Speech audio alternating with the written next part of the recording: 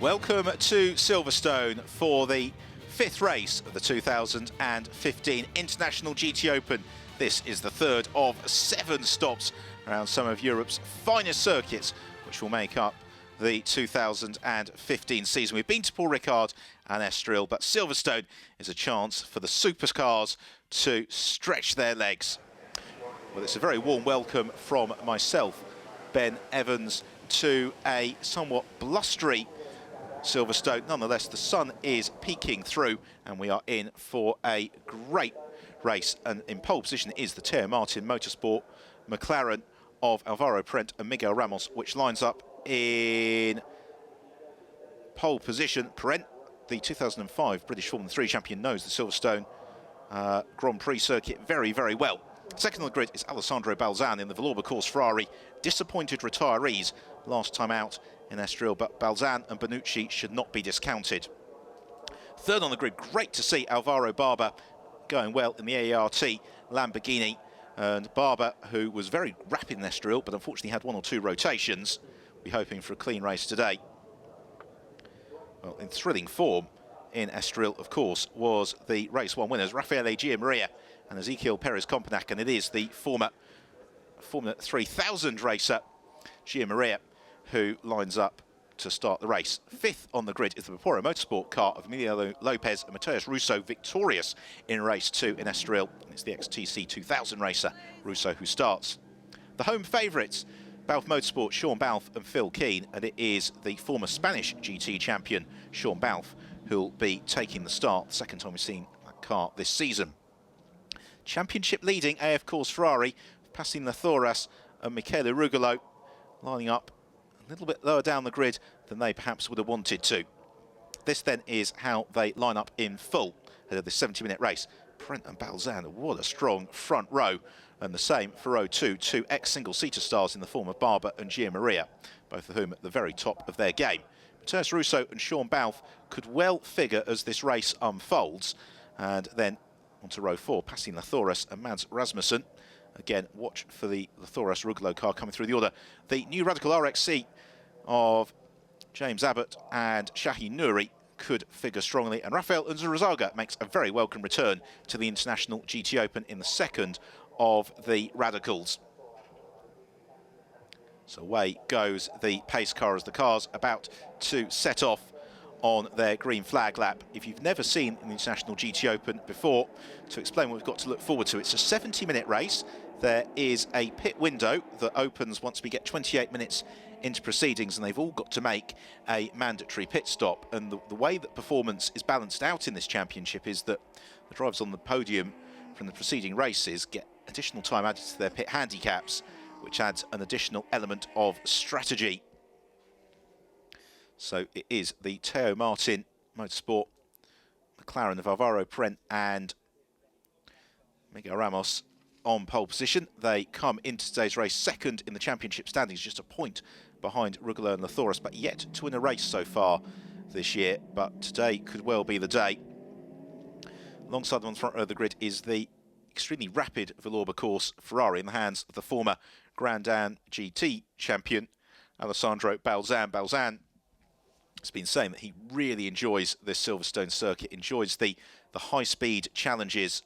And there is his co-driver, Nicola Bonucci, who'll take over just over halfway through the race. It's the AF Course Ferrari of Raffaele Maria, the black car with the orange stripes. And then I think we should watch for both the Balfe Ferrari and indeed the AF Course Ferrari passing the Thoris to show strongly in the second half of the race. There is the big thumbs up from Miguel Ramos. He will be taking over from Alvaro Parent, probably towards the back end of the pit window as they search for their first victory of the season. Although for Ramos, with an eye towards the championship, consistency is really what he's aiming for, because last year he was the winningest driver, but unreliability cost him the standings. There is James Abbott in the first of the Radicals. See how he progresses.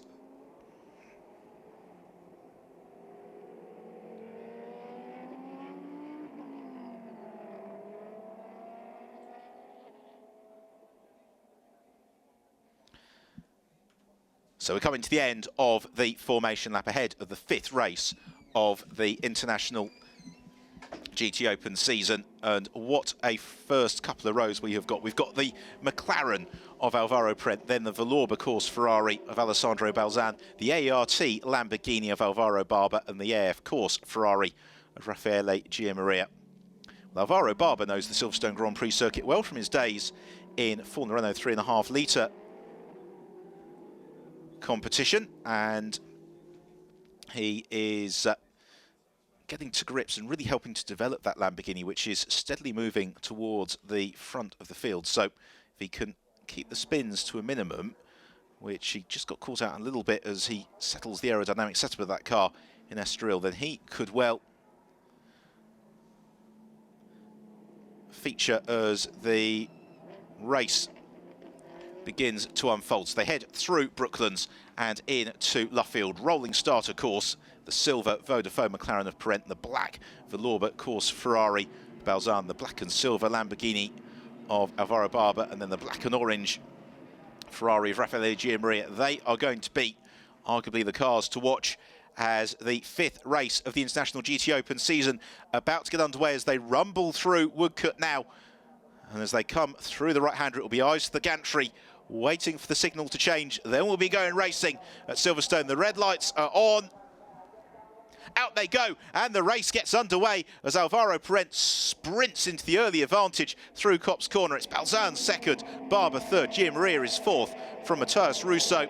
Sean Balfe and passing Thoras. In fact, Thoras moves clear of Balfe as Barber looks to pressurise Balzan as they arrive into Beckett's for the first time, chinking through this high-speed section, which will then propel them on to pretty much the longest straight in British motorsport, the Hangar Straight. There is James Abbott. He's making good progress early on, the bright yellow Radical in pursuit of Sean Balfe as they head towards the conclusion of the first sector. Parente trying to break clear of Balzan as Giammaria defends from Matthias Russo.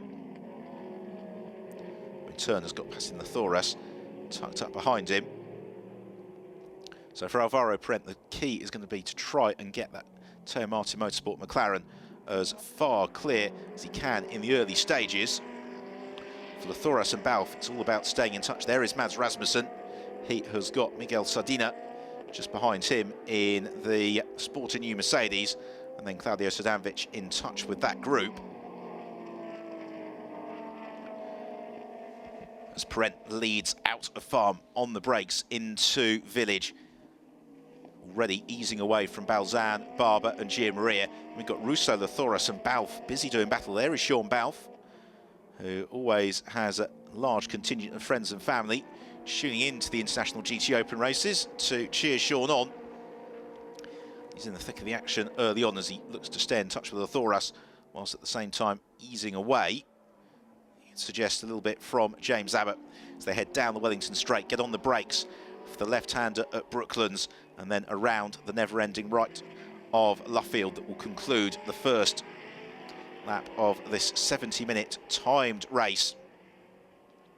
As they sprint through Woodcote Corner. Matthias Russo trying to shake off, passing Thoras. Heading in towards Copse Corner. It's been an excellent first lap for Alvaro Parente. He leads the way already, 1.3 seconds clear of Alessandro Balzan. There you can see the gap for yourself as they arrive into Magnussen Beckett's, but Parente needs this buffer because he has got an additional 15 seconds in the pits over the Villorba Course Ferrari of Alessandro Balzan, and this is the beauty of the International GT Open, if you've never seen it before, is that the strategies unfold through the race, and the gap that may seem quite sizable early on can close up very dramatically as the race unfolds. Meanwhile, Sean Balfe closing up onto the tail of passing Thoras, the pair of them turning through Stowe. Balfe, the 2004 Spanish GT champion, passing Thoras 7th in last year's British GT Championship, and very impressive on the couple of occasions that we saw him in the International GT Open. Thoras from Thailand making the step up to a full international campaign for 2015. Alongside Michele Rugolo, there is the ART Lamborghini of Alvaro Barber, and Barber going strongly early on, just easing away from Raffaele Giammaria, staying in touch with Alessandro Balzan. the gap from Maria back to Russo, who's being helped a little bit then by Lathoras being forced into defensive mode by the progress of Sean Balfe. They accelerate out of the loop and then through Aintree onto the Wellington Straight. This is the section of the Silverstone circuit that was changed a few years ago, I think ahead of the 2011 season, just to extend the circuit length, make sure it was fully compliant with modern Grand Prix standards, and has given us some excellent racing. It's a layout the drivers thoroughly enjoy, with a variety of high-speed turns and then also some of the heavier braking zones and overtaking opportunities. So through Woodcote Corner, Balfe in pursuit of Lathoras, turning through Copse Corner. And then we've got this battle shaping up for 8th place between James Abbott. He's got Mads Rasmussen behind him as Rasmussen looks to the inside at Copse Corner.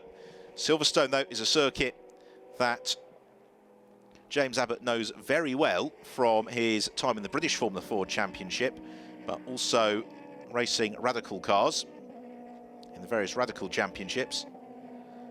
It's great to see James and the Radical out in the International GTOpen this weekend and showing competitively, particularly as Mads Rasmussen behind him, experienced racer from the likes of the LMS.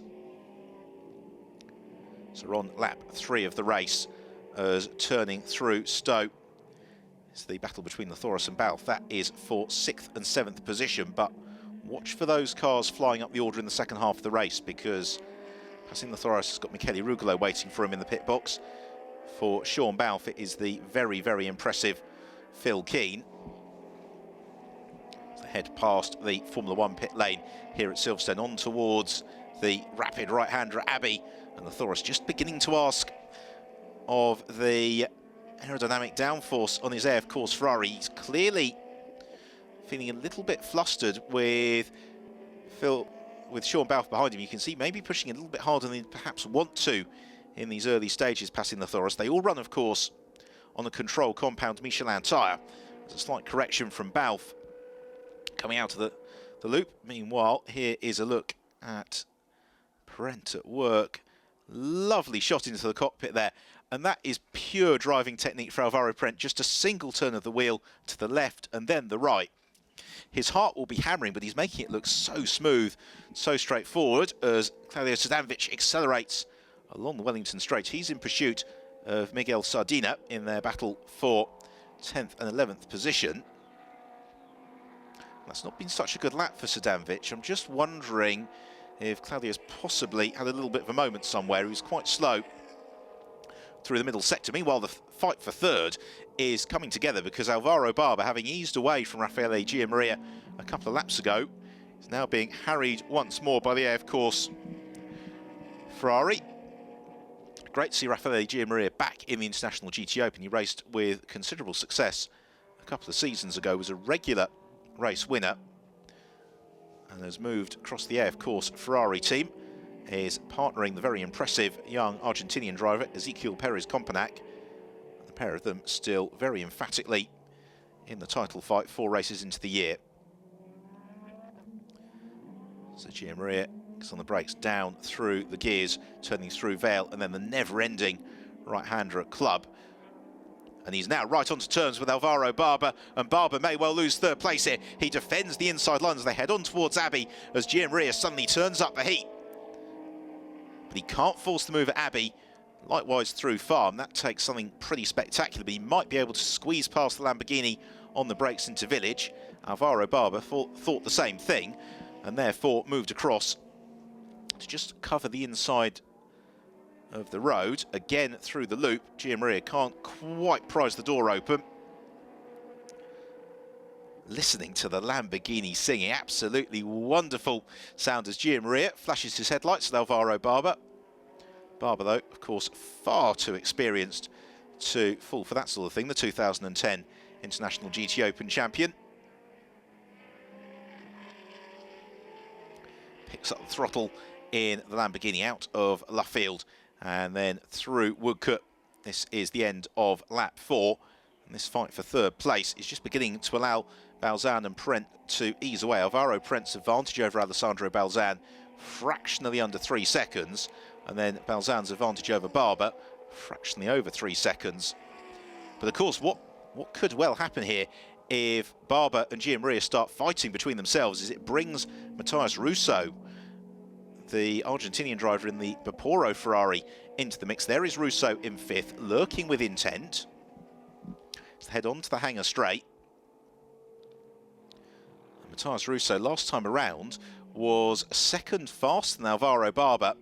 So beginning to close that gap down fairly rapidly.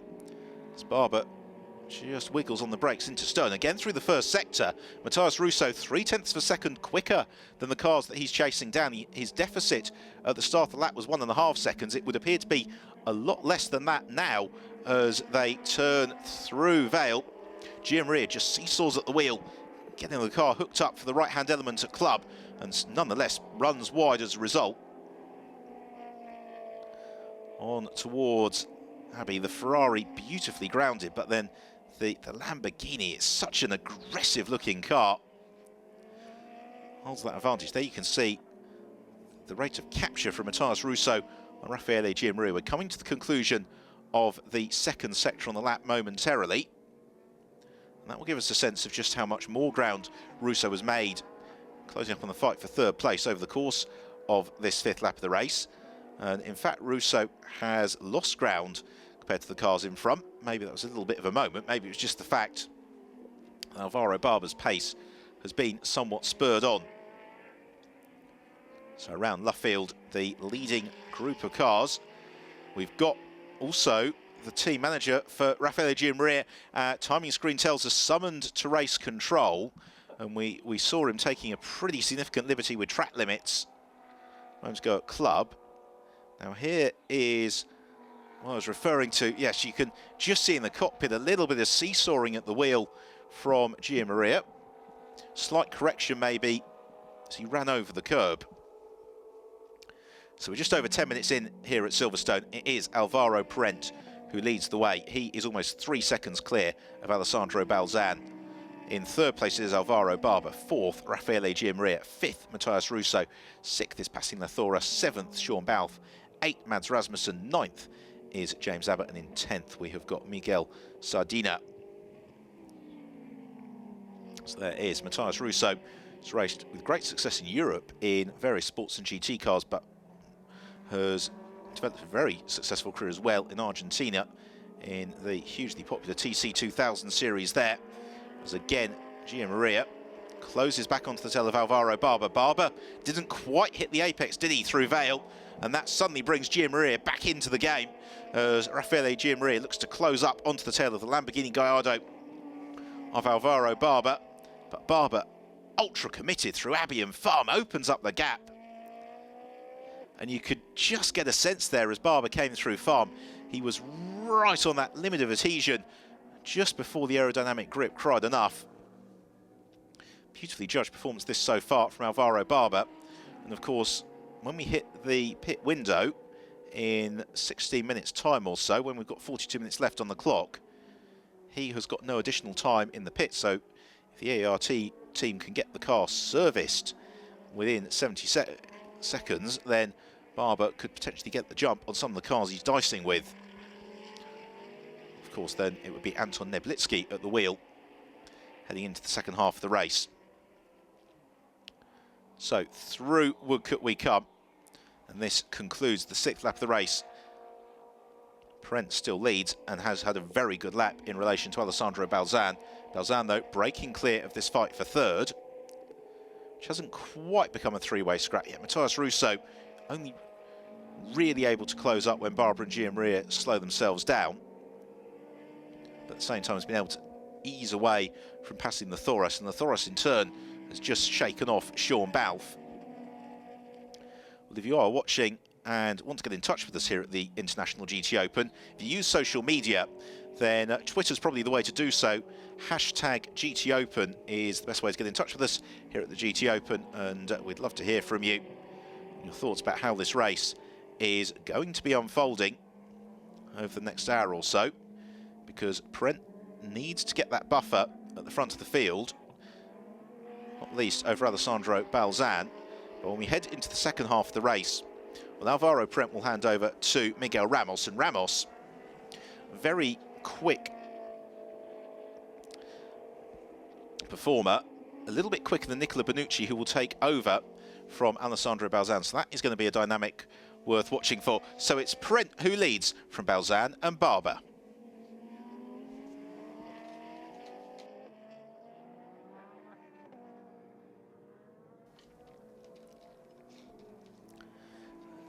Accelerating on his way through. Entry is Matthias Russo. Again, he runs wide out over the white lines, and they've got to be careful here with not taking too many liberties with the track limits. Then through Brooklands into Luffield. Raffaele Giammaria just trying a slightly different angle of attack, almost trying to turn it into almost two apexes. It's not really having a huge effect at the moment. So another lap about to be reeled off. There is the signal to Alvaro Barber, just to remind him that he is in third position. And this battle now, some 5 seconds adrift of Alessandro Balzan. And that potentially will be very comforting for the Vallorba Course Ferrari team.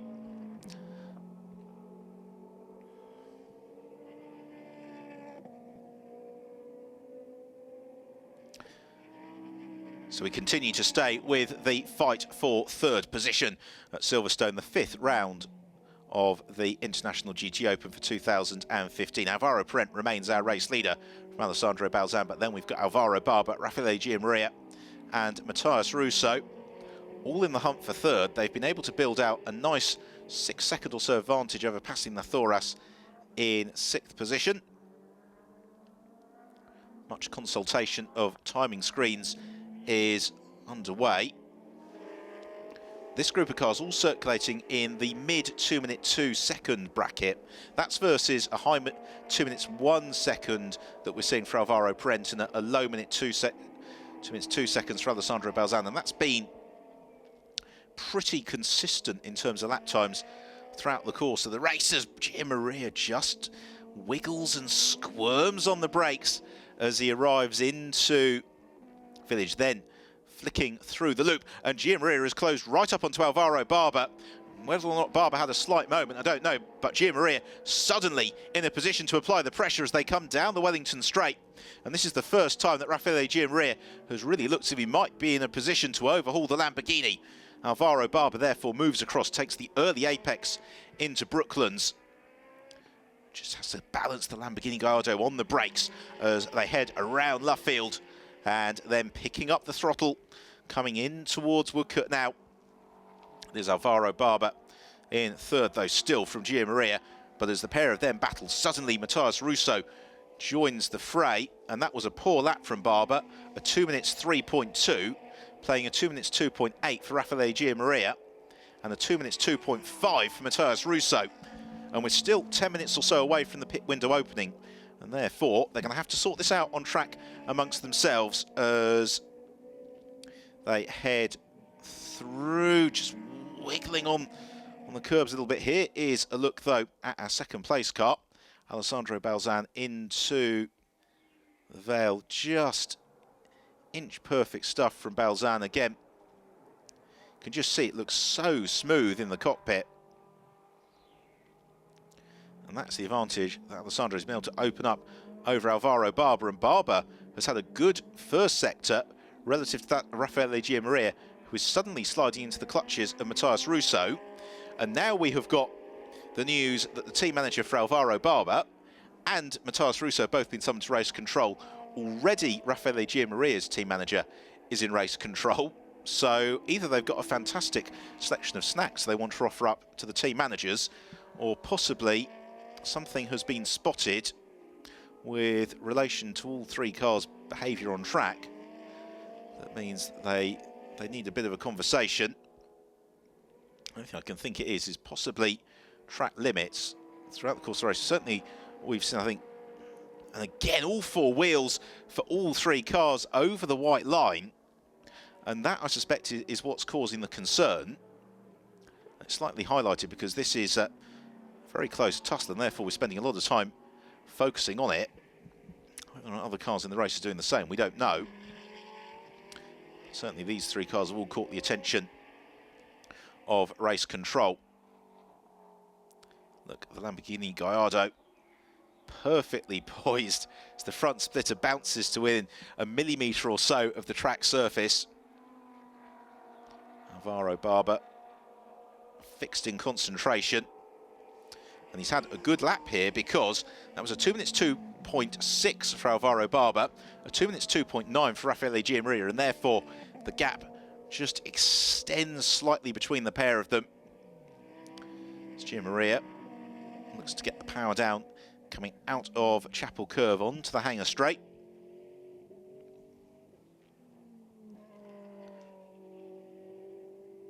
Head on towards Stowe Corner. We are almost 20 minutes into the action here at Silverstone, and Alvaro Parent is our race leader, fractionally under 5 seconds clear of Alessandro Balzan. Balzan in turn is 6 seconds ahead of this thoroughly entertaining fight for third place. Really fluctuating fortunes for all three drivers, so they all take turns to have a good lap each and every time around.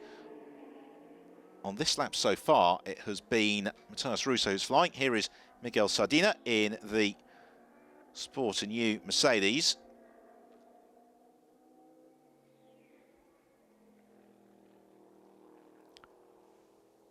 He is currently circulating in 10th position. As around the loop once more, we are on lap 10 of the race. We are exactly 20 minutes in here at Silverstone. And here is our race leader, Alvaro Parent, in the Teo Martin Motorsport McLaren 650S. We've not talked a lot about Alvaro or indeed the car so far because he has been so emphatic in his performance. The 2005 British Formula 3 champion, the 2007 Formula Renault 3.5 litre champion, before moving across to become a very, very successful GT racer. There is Alessandro Balzan, and you can see each and every lap Parent gaining in the region of about half a second on Balzan, who just runs out to the periphery of the road at Copse Corner, steadies it through Maggots and Beckett's, and Balzan, if you follow him on Twitter at all, has basically spent most of the past 24 hours just saying how much he enjoys this Silverstone circuit. And that's really showing so far as he is in pursuit of his second victory of the season, having won the very first race of the year in Paul Ricard. Meanwhile, Matthias Russo has a super run on Gianmaria, heading down the hanger straight, and Russo thinks about pouncing, forces Gianmaria to take the defensive line into Stowe Corner. It suddenly gives Alvaro Barber the opportunity to think about making a bid for freedom at the front of the field, but Russo can't convert the move as they turn through Vale and Club. Although the corners have been slightly reprofiled, it's largely unchanged from when this section of track was introduced back in 1991. So the first attempt to slow down the ultra-fast Silverstone layout of yesteryear. And then we've got this much newer section of circuit through Village, Loop and Aintree, as suddenly Alvaro Barber, having broken free, is now being chased back down again by Raffaele Gianmaria. It really is a battle of fluctuating fortunes. We're only 5 minutes or so away from the pit window opening. I suspect all three of these cars would be inclined to stay out a little bit deeper into the pit window, which is open until there are 28 minutes left on the race clock. So they've got about 14 minutes, which is the equivalent of 6 or 7 laps, to decide what they want to do with regards to pit strategy. Meanwhile, I think we could expect to see Passim Nathoras and Sean Balfe coming in very, very early at the start of the pit window. So again, Gianmaria slipping back towards Matthias Russo. So look at Gianmaria in flight, and he just doesn't seem to have that AF Course Ferrari set up quite as he wants to, because in all the other super slow motions we've seen minimal corrections, with the exception of Gianmaria, who's potentially just chasing a little bit of understeer as he now comes on the hanger straight, and once more Matthias Russo in a position to challenge. You can barely see the Vapouro Ferrari now. Russo begins to move out of the tow into Stowe Corner, the two Ferraris side by side. Gianmaria holds on to fourth. He claims the apex, but still there's that heavy braking zone at the Vale to come. And again, Gianmaria just moves slightly towards the inside of the circuit, making sure there's no way past Matthias Russo. As the pair of them then accelerate through out of club. Meanwhile, here is a replay of James Abbott just pushing a little bit too hard in 9th position. He's got a reasonable buffer over Miguel Sardina, so that shouldn't cost him too much. It's on the brakes into Village once more. Gianmaria and Russo. And Alvaro Barber, where is he? Yes, the Lamborghini, just that little bit further clear now as Gianmaria has possibly got through the sweet spot on his Michelin tyres, because he is visibly struggling with understeer or accelerating out of some of the slower turns. It happens through the Vale, and it's happening again out of the loop, and that means that Matthias Russo is potentially going to be able to make a bit of progress. Still got the team manager for the ART Lamborghini of Alvaro Barber, who needs to present themselves at race control. As yet, though, we haven't had any notification penalties. Here is Sean Balfe. Balfe currently in 7th position, but watch how that car goes in the second half of the race once we see Phil Keane behind the wheel. That is going to be something to really look forward to. So we are just 3 minutes away from the pit window opening, which means in a couple of laps, I suspect we'll see Balfe in, we'll see Lathoras in.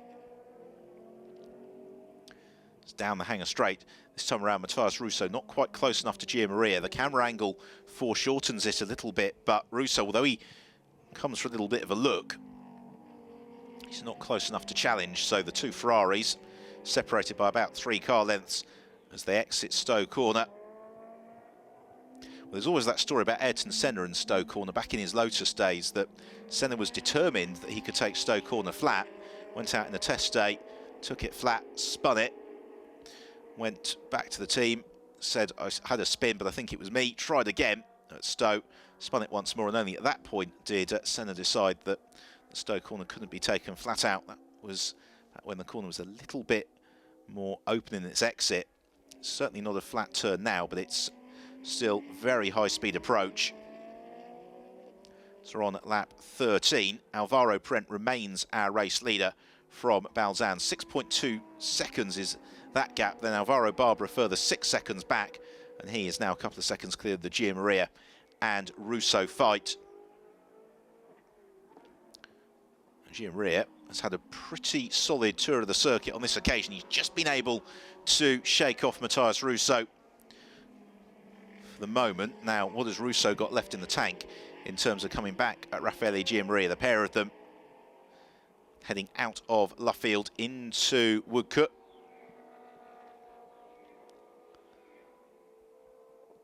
And then into Copse Corner. Always a formidable challenge, Copse. You brake very late, and you can't see the exit of the corner until you're midway through it.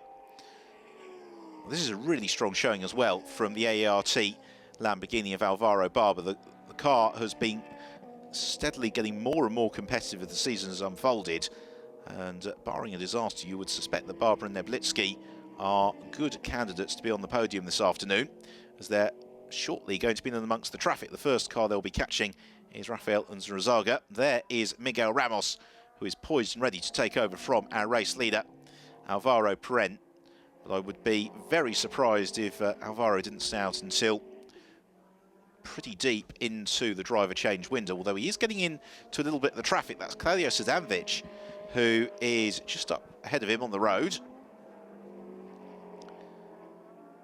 The McLaren, beautifully poised, immaculately turned out car, and the highest standards of preparation from the Teo Martin Motorsport team.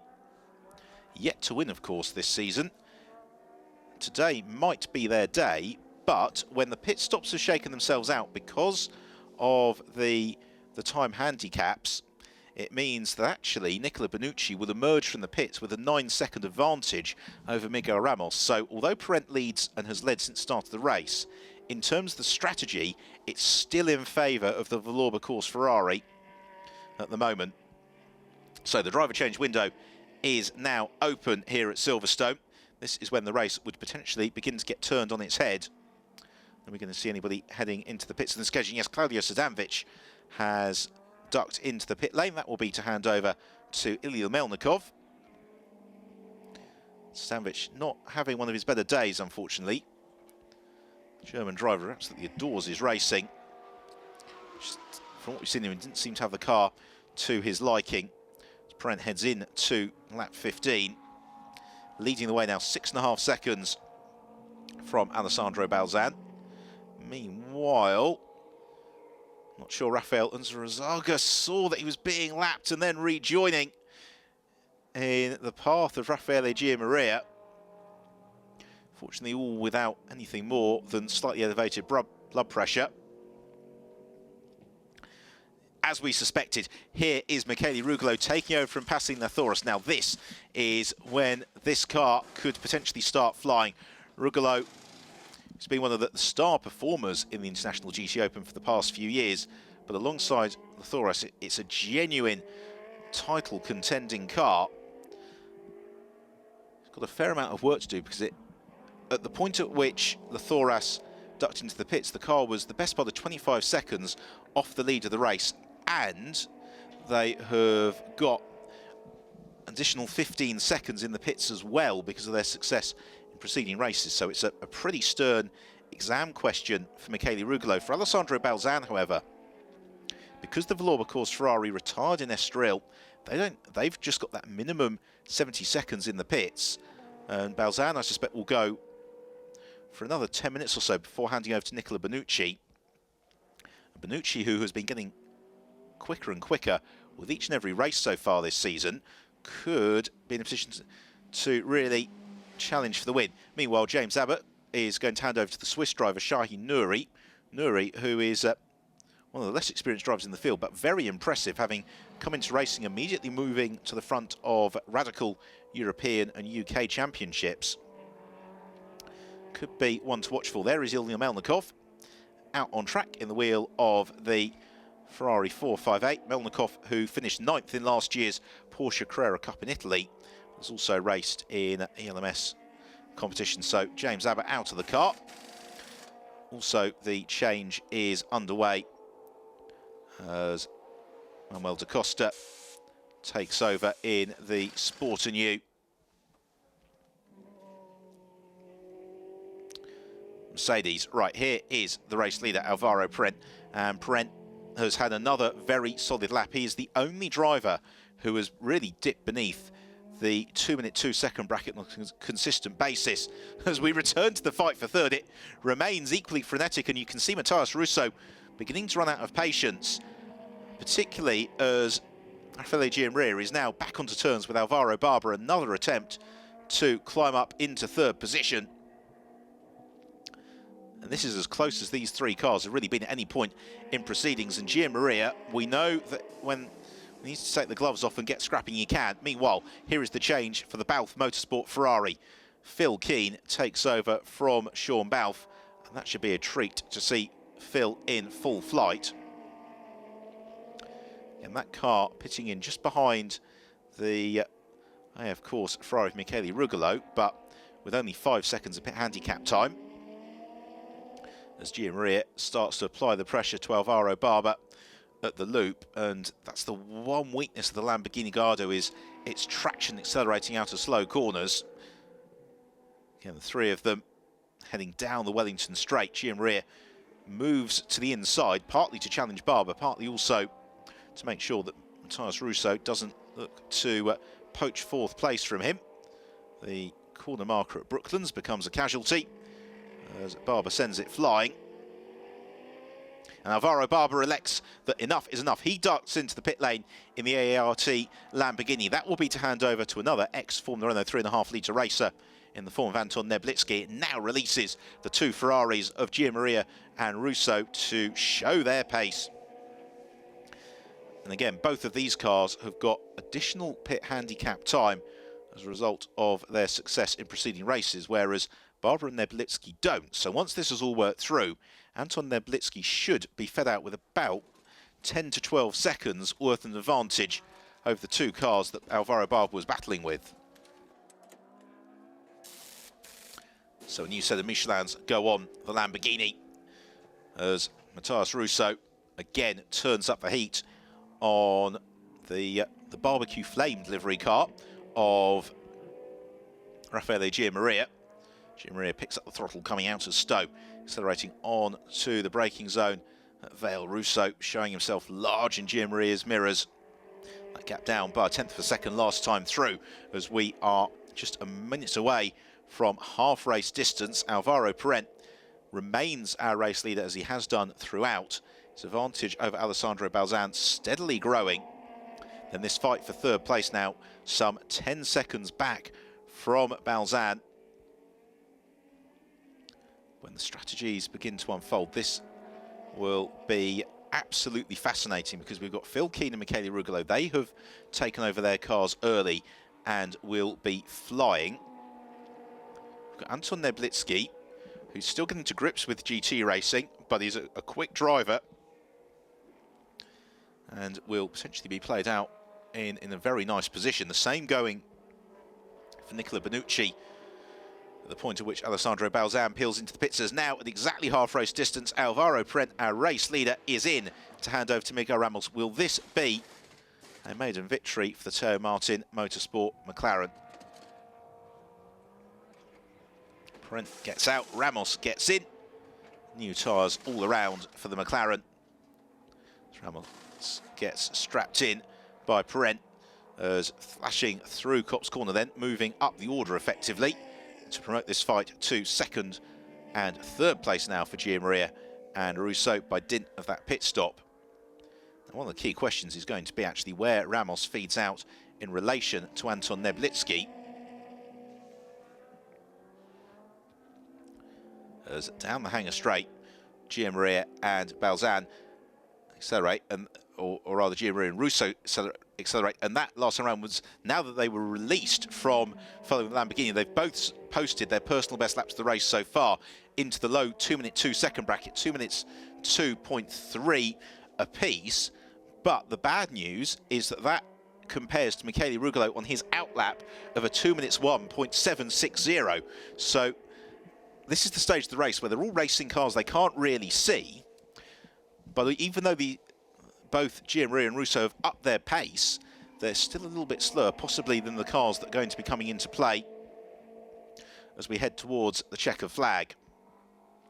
Here comes Miguel Ramos emerging from the pit lane. And we'll see where he is in relation to some of the others that have pitted momentarily. Also, driver change underway as Felipe Barrieros takes over from Mads Rasmussen. It was a very solid stint, though, from Rasmussen, and he drove that car well up the order. And Barrieros, as we saw in Estoril, should not be discounted. He's a quick driver, and also one who is always keen to get into the thick of a scrap. So that car, which is currently leading the GTAM competition for the gentleman drivers, is right up there in the overall order as well. So another lap reeled off. We're into lap 19 of the race. Alessandro Balzan leads from Raffaele Gianmaria and Matthias Russo. Those are the only three cars in the race yet to have made their pit stops. They have got time, if they want it, for this lap and probably one more before they peel into the pits. So that is the point at which it's going to start to get absolutely fascinating. Those that have pitted, now this is pertinent, Phil Keane has emerged ahead of Michele Rugolo and is 3.5 seconds clear of Rugolo, but Rugolo is absolutely flying and has just set the fastest lap of the race with a 2 minutes 1.424. There is Ezequiel Perez Companac waiting for Raffaele Gianmaria to peel into the pits. So the three cars that haven't pitted in are currently circulating a little bit slower than some of those that have made their pit stops. Also a little bit of a glimpse of Emiliano Lopez. He will be taking over from Matthias Russo. Lopez and Russo, of course, victorious in race 2 in Estoril. Very emotional win for both of them.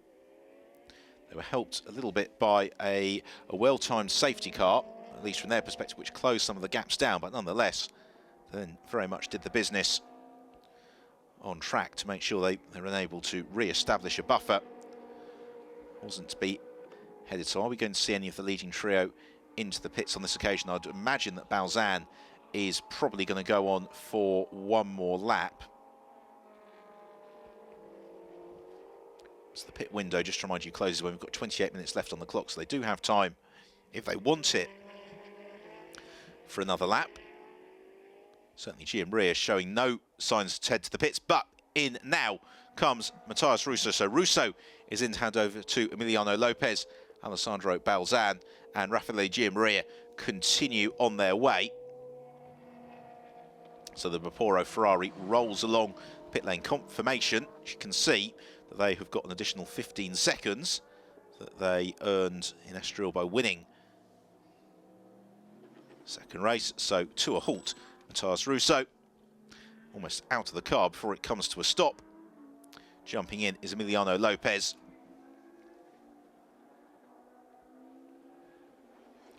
And the team get to work. In terms of those that have pitted in, here is Miguel Ramos. This is going to be his first flying lap post-pit stop. And Ramos has emerged ahead of Anton Neblitsky, and he's 16 seconds clear of Anton Neblitsky. We'll just confirm the amended differential at the end of this lap. But then Phil Keane and Michele Rugolo are absolutely on it. Phil Keane's just done a 2 minutes 1.3. Rugolo a 2 minutes 1.2. Another fastest lap of the race for Michele Rugolo. And at this rate of capture, they might be on terms with Ramos. So here comes Miguel now. He accelerates through Woodcote. This is his first flying lap. What does he offer us? A 2 minutes 4.5. Well, he needs a little bit more than that, I would suggest, over the next half an hour to score a first victory for the Teo Martin Motorsport McLaren. But of course, it all depends on the pace of Nicola Bonucci after the pit stops as well. And Ramos is advantage over Neblitsky, 15.2 seconds, but Neblitsky is being caught hand over fist by Phil Keane. And there is Phil Keane, who has jumped Emiliano Lopez through the pit stops. So now the race comes alive, because we have got the ART Lamborghini of Neblitsky being caught by Phil Keane. Then we've got Lopez and Rugolo. So these cars all suddenly coming together. We are in for a bit of a thriller. They have got Manuel da Costa just ahead of them in the Sport and U Mercedes. Well, Phil Keane is arguably the man to watch, as now into the pit lane comes Raffaele Gianmaria. Ezequiel Perez-Compenac takes over. Also in is Alessandro Balzan. He has handed over to Nicola Bonucci. So the battle we were just watching is essentially racing these two static cars in the pits. And once they emerge at the end of that next lap, we will get a true sense of the order and the gaps that need to close down. So here is the Valour Course Ferrari. Bonucci hops in, and here comes Miguel Ramos. So Ramos is at worst going to be third, because he is clear of Emiliano Lopez, who gets passed by Michele Rugolo. So that is a pass for position. Rugolo to the inside of Emiliano Lopez as he chases Phil Keane and Anton Neblitsky. Lopez looks to fight back, sliding the Vapouro Ferrari. But what we have seen consistently this year is the Michelin tires, they take about a lap or two to get the heat into them. And don't be deceived by your picture. It's lovely and sunny at Silverstone today. It is not hot. It is really quite breezy, as now Phil Keane right in pursuit of the Lamborghini as they went through Luffield. Here we go. They're all in pursuit of Manuel da Costa as they head towards Copse Corner. We've got cars due to emerge from the pits at any instant as well. So here comes Ezequiel Perez-Compenac. So he is ahead of the group behind. Now, where is he in relation to Miguel Ramos, as Manuel da Costa sensibly moves away from this battle between Neblitsky and Phil Keane. Now, how quickly, if at all, can Phil Keane find a way past the Lamborghini Gallardo of Anton Neblitsky? Neblitsky was bouncing off the suspension as he comes out of Chapel Curve onto the Hangar Straight. So at the end of this lap, we will be able to give you the race order and the gaps that need to close over the concluding 25 minutes it will be by the time they get to the start and finish line. Is Keane going to be close enough to challenge Neblitsky? To Vale, not quite. Phil Keane, fourth in last year's British GT Championship. Just looking to apply the pressure. Neblitsky may be trying to force that momentary mistake from the Russian. That will be enough to allow him to pounce. In the background, you can see Michele Rugolo in full flight, looking to close in onto this scrap as quickly as possible. So here is Nicola Bonucci turning through Brooklands, and it is the Vallorba course Ferrari that I believe has been able, by dint of not having that additional pit handicap time, that has jumped into the lead of the race. So Bonucci about to come across the line. That would be 21 laps concluded. And so it is Bonucci who leads. Who's going to come through in second place? We're watching the fight for fourth position, indisputably so. It just depends whether or not it's Ramos. It should be Ramos who's next through. It is. So Miguel Ramos is in second place. This is the fight then for third, fourth and fifth, because Ezequiel Perez-Compagnie being caught by Anton Neblitsky, Phil Keane and Michele Rugolo. So over the line they all come. 21 laps complete. Nicola Bonucci is your race leader. He is 13 seconds clear of Miguel Ramos. In third place it's Ezequiel Perez-Compagnie. Fourth is Anton Neblitsky. Fifth is Phil Keane. Sixth is Michele Rugolo. And seventh is Emiliano Lopez. But I suspect that is going to change any second now, because Ezequiel Perez-Compagnie has been comprehensively caught by Neblitsky and Keane as they accelerate through Chapel Curve and on to the Hangar Straight.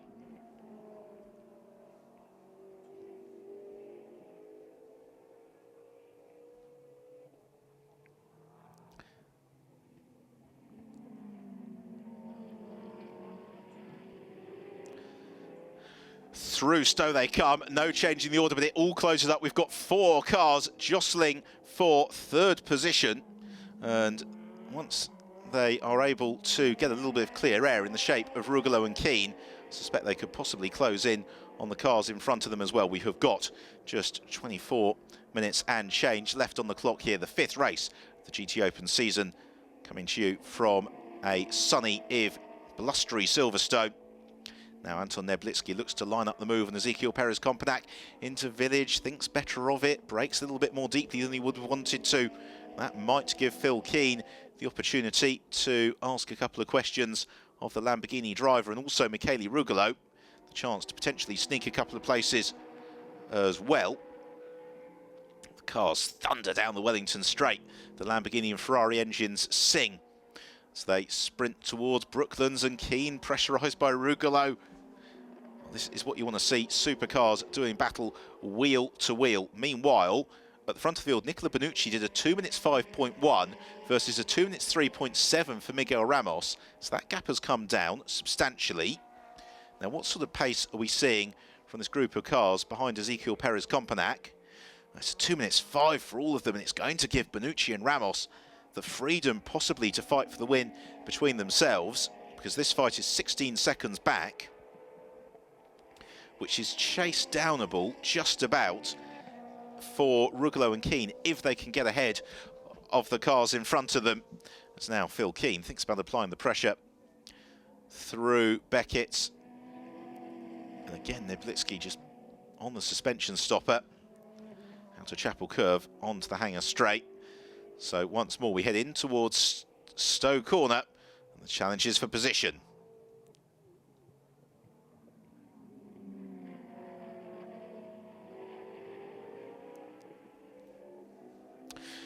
Well, the race has truly come alive here at Silverstone as Phil Keane closes up onto Anton Neblitsky, and Rugolo tries to go around the outside of the pair of them. He's passed Keane into club, and that was Phil Keane. Just frustration getting the better of him as Neblitsky stuck to his ground.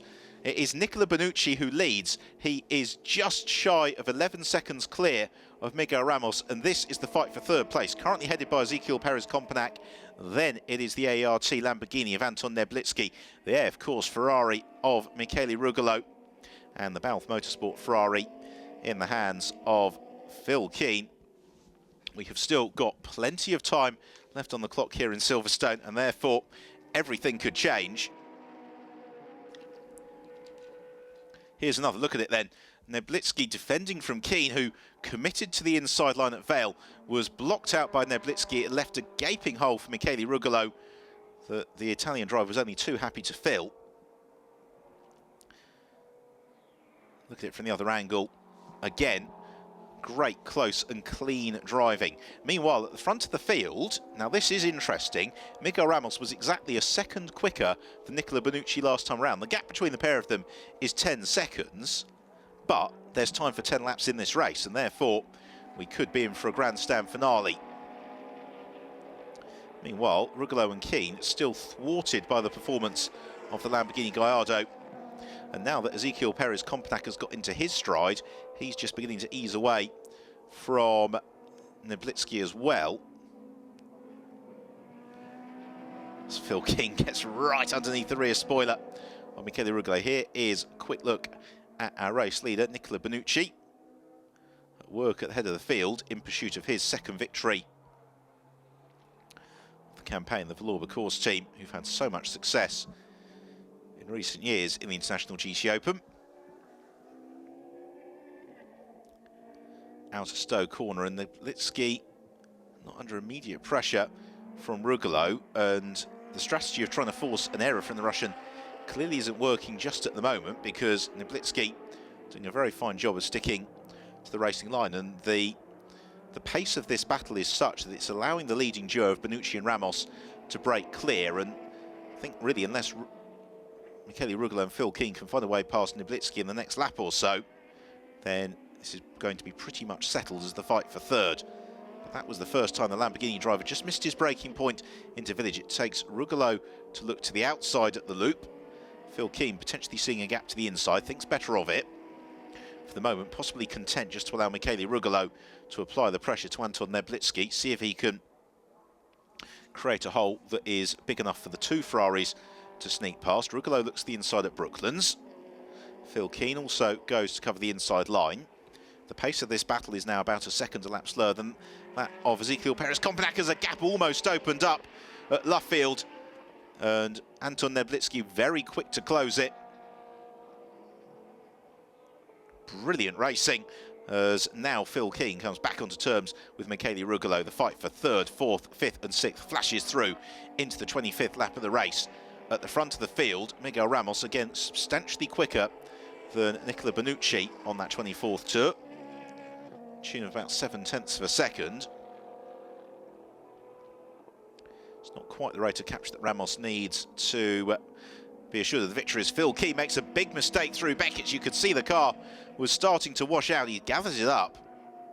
Has just momentarily lost contact with Michele Rugolo, but I suspect that he will be able to close that gap down in fairly short order, given the pace that we've been seeing from Keane and Rugolo versus the two cars in front of them when they were in clear air.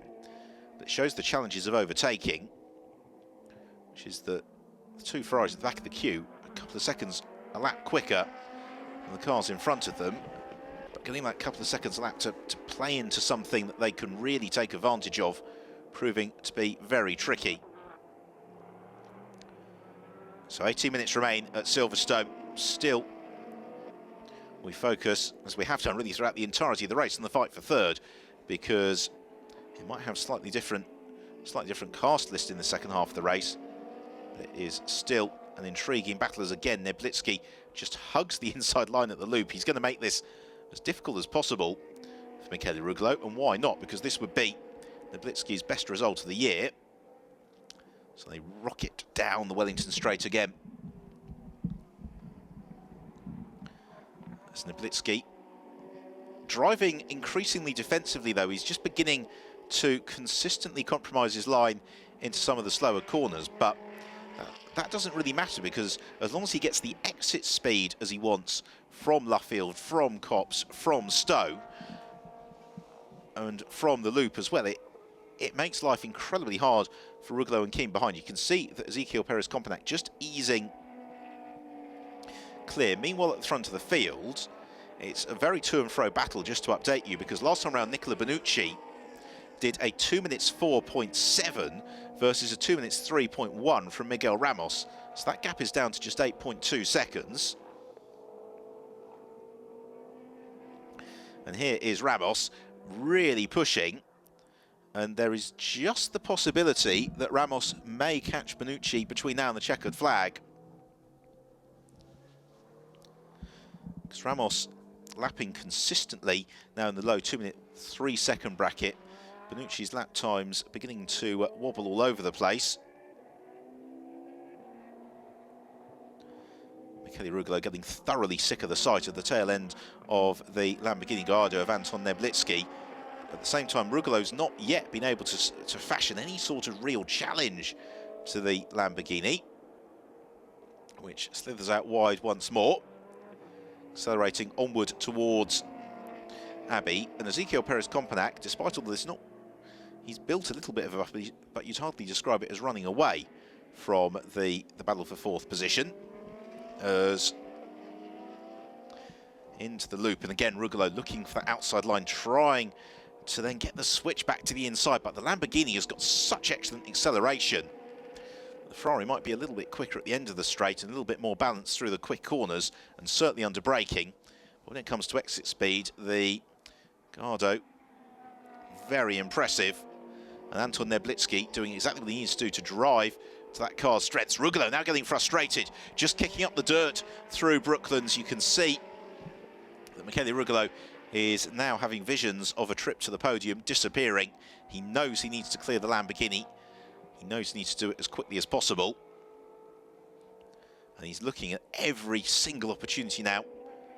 Still got time open to him.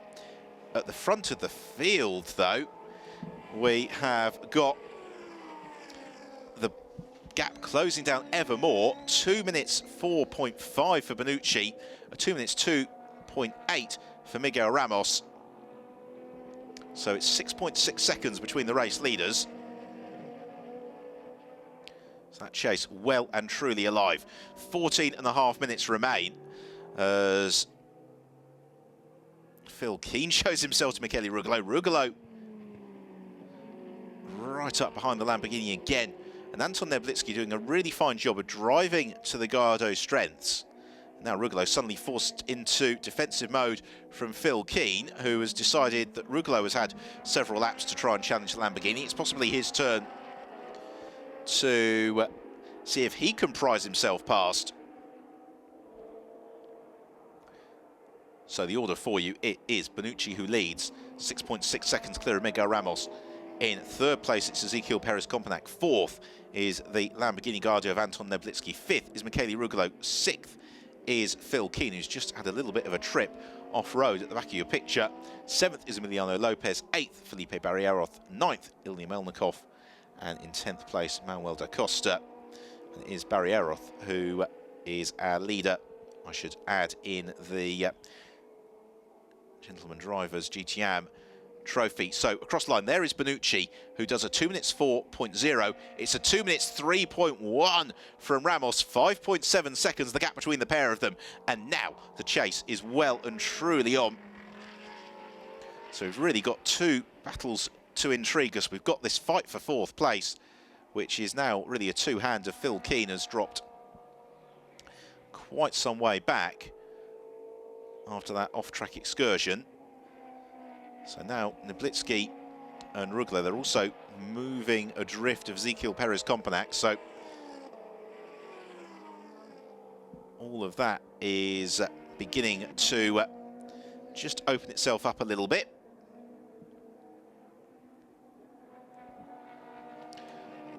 Out of Beckett's and Chapel Curve onto the Hangar Straight. This is the 28th lap of the race. Anton Neblitsky making the transition to GT racing. He's been learning it each and every time he's got behind the wheel, and now it really is beginning to come together for the Russian driver, because this is a fine performance under sustained pressure from Michele Rugolo, but he has withstood everything so far that Rugolo could throw at him. As at the front of the field, Nicola Bonucci leads 5.7 seconds, his advantage over Miguel Ramos. Ezequiel Perez-Compagnac holds on to third.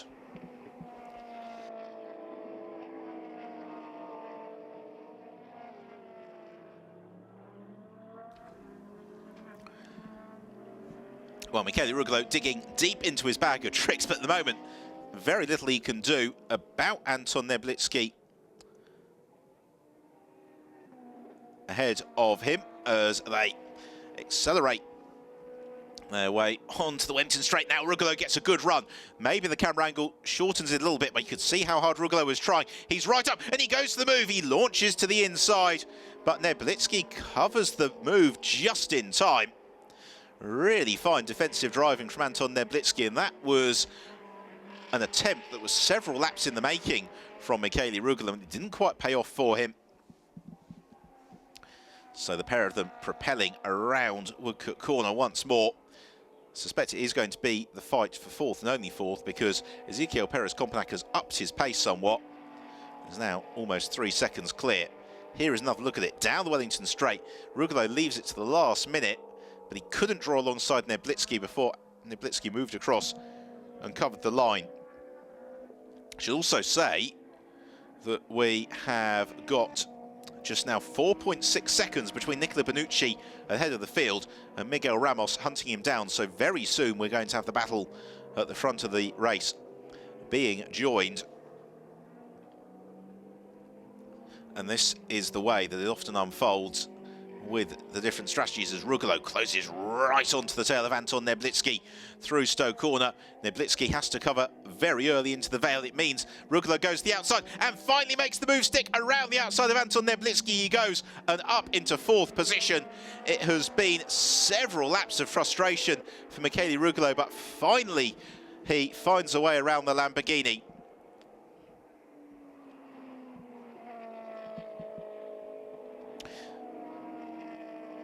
So down to fifth position for Anton Neblitsky, passed eventually by Michele Rugolo. Here is our race leader, Nicola Bonucci. As the graphic tells you, it's been pretty grim reading for Bonucci on his pit board for the last few laps, because Miguel Ramos has been inexorably closing the gap down. Here is another chance to savour that pass from Michele Rugolo. Very late on the brakes into the Vale. Squeezes out the Lamborghini Gallardo.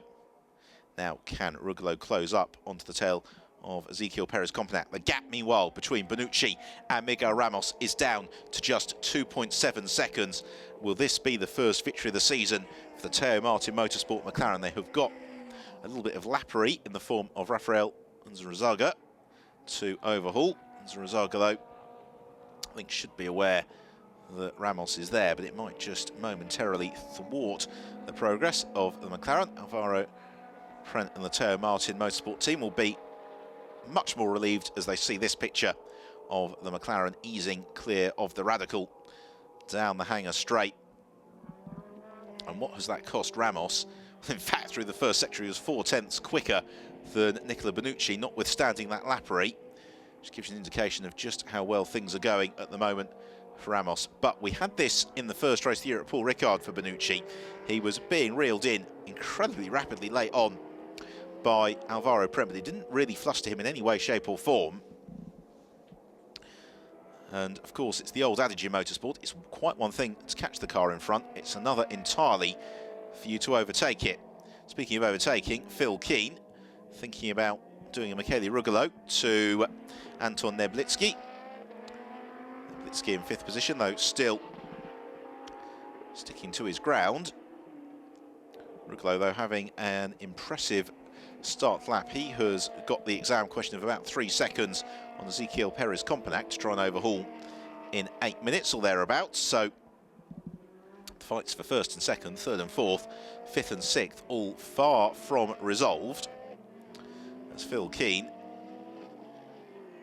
discovering just how wide a Lamborghini Gallardo can be when the driver really wants it to.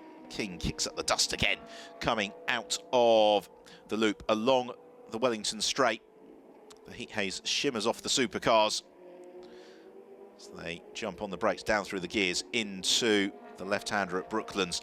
Phil Keane closing on to Neblitsky. Neblitsky, does he leave a hole into Luffield? Of course he doesn't. Gets in position nice and early to close the door. They're beginning to run out of laps now. The gap between Bonucci and Ramos, meanwhile, down to just 1.7 seconds. Well, this is what 0.3 of a second looks like as it arrives into Copse Corner. It's about a car's length, potentially even a little bit less than that as they hit the apex. It extends slightly as they head into Beckett's.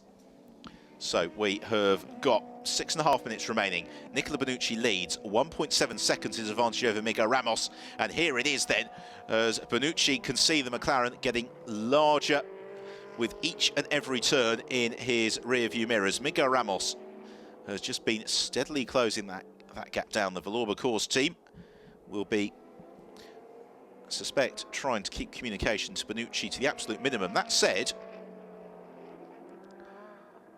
this is a long championship season, 14 races.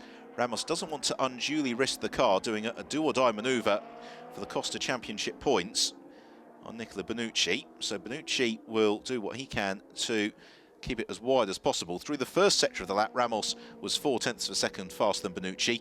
Through this middle sector, he's been 0.2 of a second faster. So that is already bringing the gap down to 1.1 seconds as Bonucci takes a very tight inside line for Brooklands.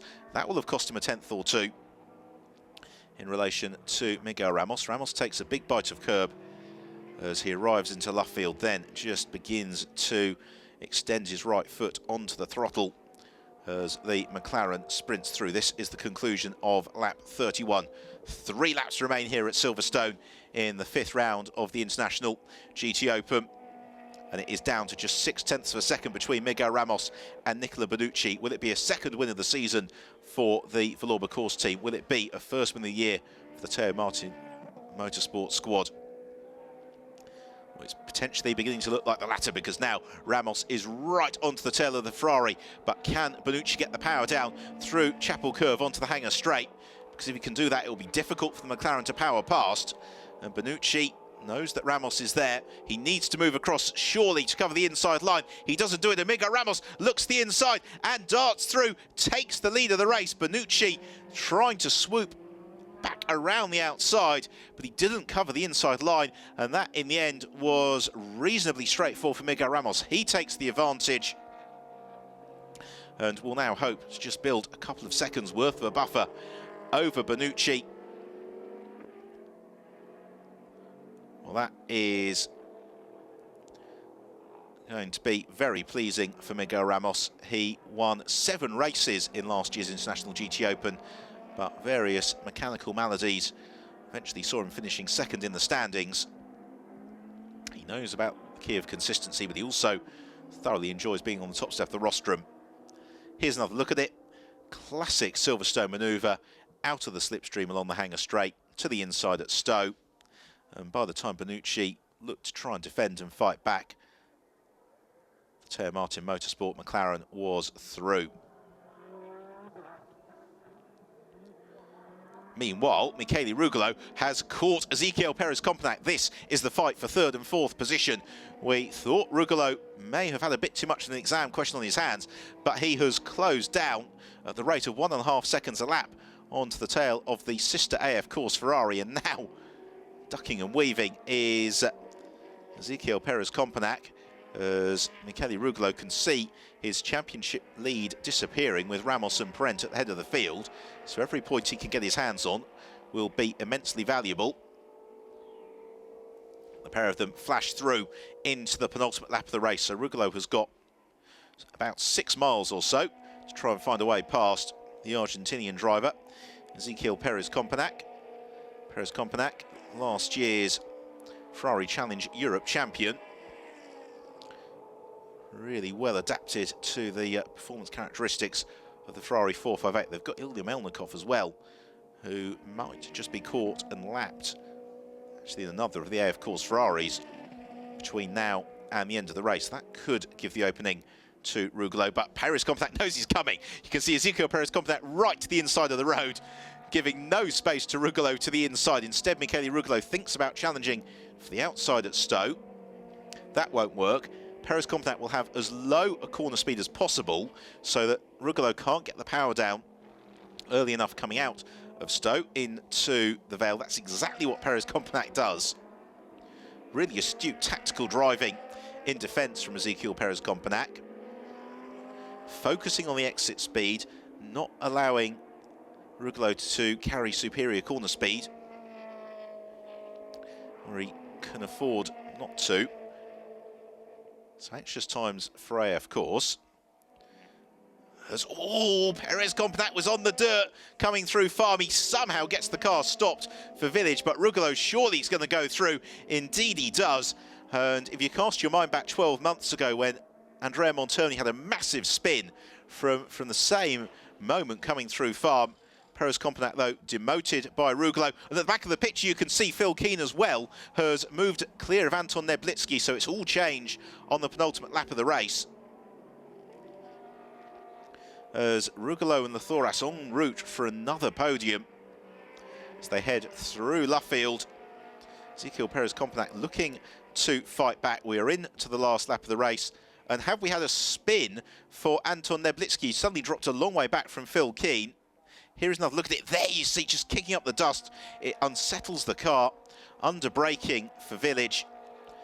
And Perez Compact runs off the road. He knows that he would have gained an advantage if he had moved back on track ahead of Rugolo at that point, and therefore there's no option but to give the position to Michele Rugolo. So here is our race leader. Halfway through the final lap of the race, it has been a very solid start to the season for the Teo Martin Motorsport team. Oh no! Disaster for the Lamborghini Gallardo of Anton Neblitsky. They were all set for their best result of the year to date. We saw that car had dropped away from Phil Keane, and he's only made it through as far as Copse Corner. Just wonder whether or not that could be that he's run out of fuel, because he was pushing very, very hard in these late stages. For Teo Martin Motorsport and Miguel Ramos, they have been at the forefront of every race this year. Ramos and co-driver Alvaro Parent. And today it has been pretty much the perfect performance.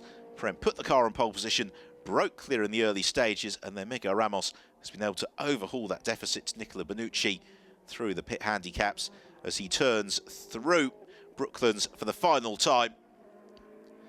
Just heads around Luffield, makes absolutely certain to have no mistake whatsoever, and then picks up the throttle, accelerating through Woodcote. It's going to be a first victory of the season in the International GTOpen for Teo Martin Motorsport. Miguel Ramos and Alvaro Parent, they win the 5th round of the season. Second place goes to Vallorba Course, Nicola Benucci and Alessandro Balzan, and then we have a long wait for third place.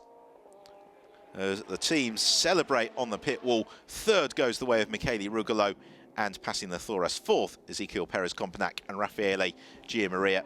Fifth to Phil Keane and Sean Balfe. And then 6th place will be Emiliano Lopez and Matthias Russo. For Ramos, though, and Parent, plenty to celebrate, and with very good reason. So congratulations all around. That win has been a reasonably long time coming. And now Alvaro Parent can celebrate. Miguel Ramos has been at the sharp end of International GTOpen racing for several seasons now, but he hasn't claimed the championship. Maybe this year will be his year. It certainly started in the best possible way. As the cars head around to Parc Ferme, we will in due course be hearing from, I'm sure, a delighted Ramos, Alvaro Parent, as we've been treated to a thoroughly entertaining race. It maybe took a little bit of time to get going in the first half, but once the strategies played through, then the last 30 minutes or so, it really has crackled into another thrilling conclusion. Don't forget the second race of the weekend for the International GTOpen gets underway at just after 1 o'clock British summertime tomorrow. So make sure that you do tune in for that one. Our coverage will start, as ever, about 10 minutes before the race itself does. So let's have a look then at the classification, with Alvaro Parent and Miguel Ramos winning it from Alessandro Balzan and Nicola Benucci, passing Lothoris and Michele Rugolo in third, and Rugolo also claiming the fastest lap of the race from Ezequiel Perez-Compenac and Rafael Gianmaria, then Phil Keane and Sean Balfe. Milano Lopez and Matthias Russo in sixth from Barrios and Rasmussen, and they win the GTOpen trophy. Anton Neblitsky and Alvaro Barber heartbreak the Lamborghini, grinding to a halt just a couple of miles from home. Then Claudio Stanvich and Ilna Melnikov, and then Costa and Sardinia. So in terms of the championship then, well, Ramos and Parent moved to the top of the standings, 7 points their advantage over Lothoris and Rugolo, with Benucci and Balzan still very much in the mix, as are Gianmaria and Perez-Compenac. Applause from the Teo Martin Motorsport team as Miguel Ramos pops the gull wing on the car, climbs out and is ready to celebrate. He really worked hard for that one, but a huge thumbs up from Miguel Ramos as he goes to celebrate with Alvaro Parent and the rest of the team.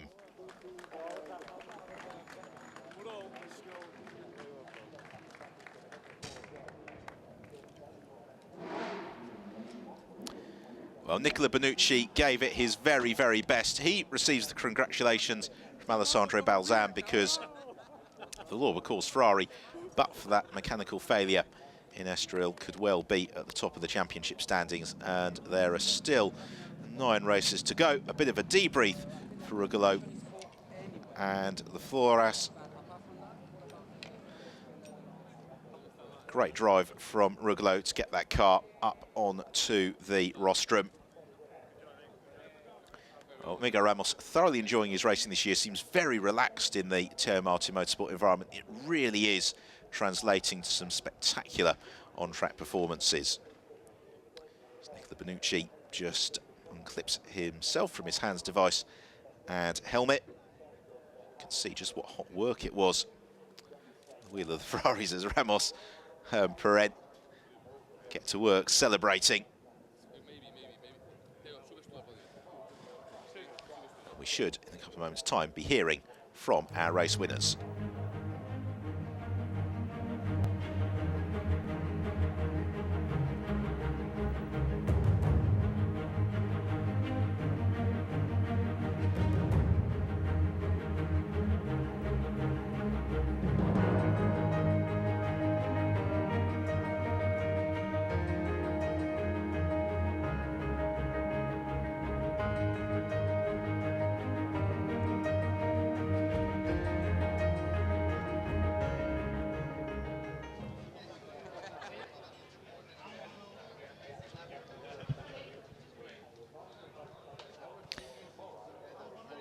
So let's go down to Parc Ferme to hear from Miguel Ramos and Alvaro Parent.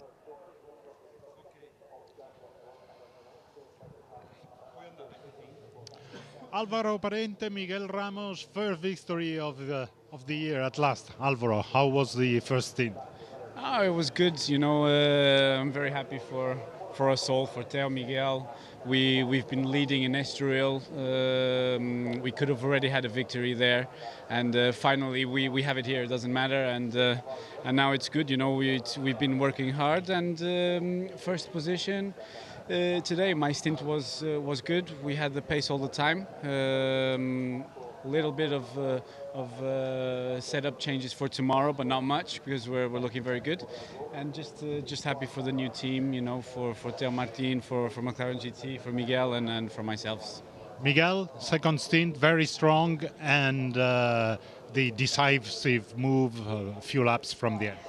Yeah, it was the objective was to catch number 3, so without making mistakes, and it was everything according to plan. In the right moment I arrived to him and I didn't give a chance, so just finished it, and then it was relaxing at the 3 laps to the end.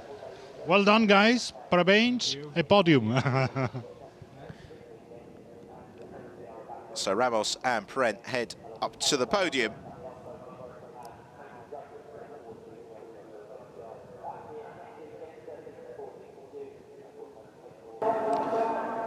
Let's take a look back at the highlights of the race then, with Alvaro Parent taking the lead in the early stages from Alessandro Balzan and Alvaro Barber. And that was the order for much of the opening stages of the race, but that wasn't really the full story because we were treated to some great fighting, not least between Barber, Raffaele Gianmaria and Matthias Russo. The order didn't quite change, but it really fluctuated as James Abbott in the Radical just overstepped the limits of adhesion and had a quick spin. Once the race had its pit stop cycle worked through, it was Nicola Benucci who emerged in the lead from Miguel Ramos, but we had a brilliant fight for third onwards as Michele Rugolo tried and tried again to overhaul Anton Neblitsky. Eventually he did it around the outside of the Russian driver and then spectacularly chased down Ezequiel Perez-Compenac late on. This was the decisive pass of the race. Ramos to the inside of Benucci, and there wasn't a huge amount that Benucci could do to defend, and then that mistake from Ezequiel Perez-Compenac gave the opening to Michele Rugolo, allowing Rugolo to come through and take third place. So it was the first win of the season for Alvaro Prent and Miguel Ramos, and one that gives them and the Teo Martin Motorsport McLaren team the championship lead, with plenty to celebrate.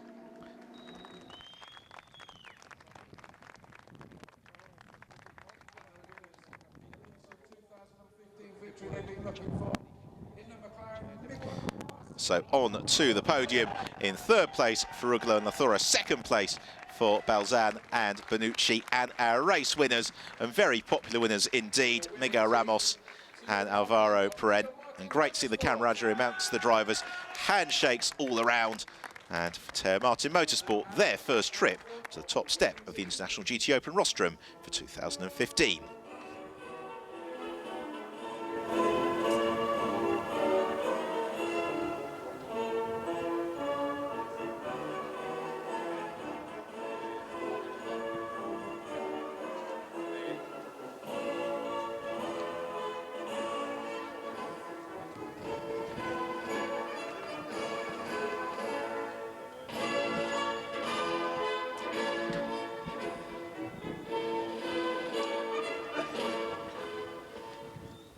Many congratulations. Spanish national anthem in honour of Teo Martin Motorsport and their winning drivers Alvaro Prent and Miguel Ramos. So on to the presentation of the trophies. First of all, for passing the Thores and Michele Rugolo.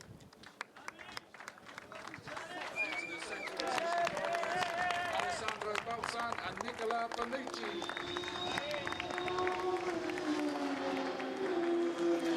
So in second place for Benucci and Balzan, and our race winners for